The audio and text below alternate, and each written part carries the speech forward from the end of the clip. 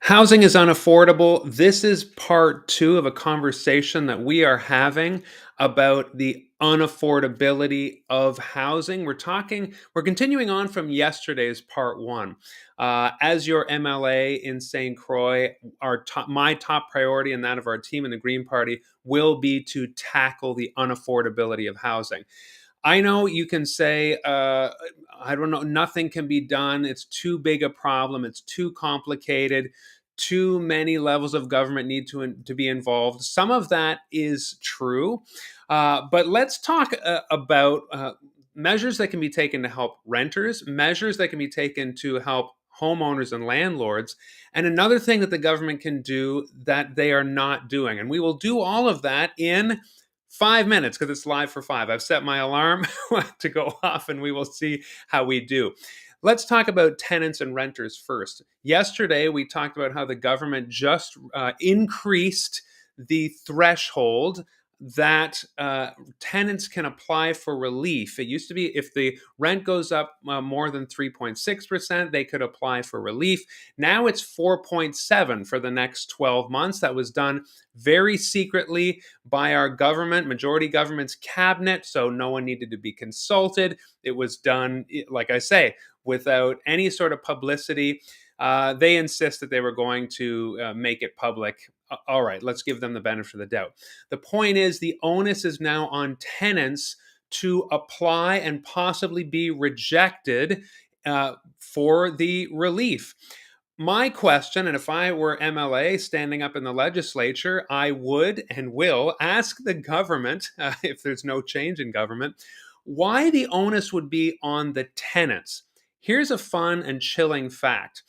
Homeowners generally own 20 times more wealth than renters. 20 times. That's right. So think about how a measure like this is favoring, let's say it, the rich, people who have much more. The tenants, and I talked yesterday about how I was a tenant in Toronto. Tenants are terrified about their rents going up. They get a notice that the rent's going up, and now they have to apply and possibly be rejected. I think that's completely unfair. I would want to see that change. But let's talk now about landowners, homeowners who are renting out their spaces. Couple of things here. No way we're going to get to number three. We'll cover I guess there's going to be a part three. Property assessments are going up every year. I own a home, bought it in 2018. I live here in St. Stephen. I've seen my property assessments, my assessments going up, which means my taxes going up. Now, there is a spike protection for home owners, and that spike protection means no matter how high their assessments go up, their taxes, their property taxes can only increase 10%. There is a large problem in this province that, again, I've heard housing experts and even tax experts talk about how so much of the government revenue that we depend upon for all of our programs is dependent on home ownership. Property taxes form such a lion's share of how we get revenue for our services. So it's important to have that spike protection for homeowners. I do agree with that. That's a good thing. The question again, though, is property owners and landlords typically have much more wealth than the tenants. So we would want to see protections across the board, protections for landowners, people who buy apartments, rent them out, and their costs are going up based on energy prices, the cost of building, and things like that. And so that's difficult if you are a landowner and a landlord. We have to consider the difficulty of that. Margins of profit are shrinking.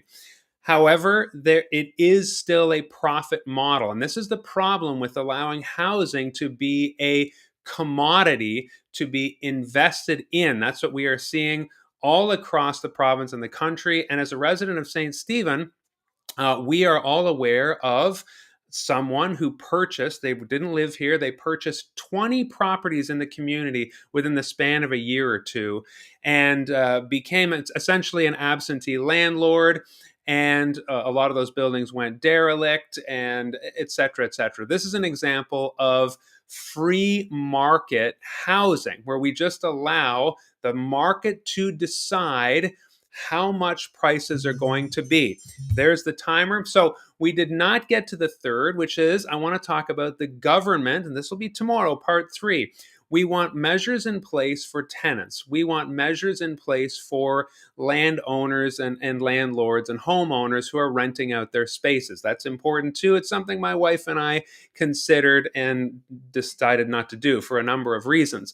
Commodification of housing is a problem when we just let prices be dictated by the free market, as we are seeing here. New Brunswick is one of the only provinces that does not have a restriction on rent increases or a rental cap. And that will segue into tomorrow, where our current government says a rent cap will discourage building, essentially new buildings going up, more housing being produced, and it will adversely affect supply. There's literally no evidence of that. Stay tuned for part 3 because we're keeping this to 5 minutes. Have a great day. We'll talk tomorrow about the unaffordability of housing and how I, as your MLA and the Green Party, will work tirelessly to make sure housing is affordable. And don't believe it when you hear it's too complicated and there's nothing we can do. Other countries, other areas of this country are tackling this, and so can we with confidence and political will. Let's do it together. Let's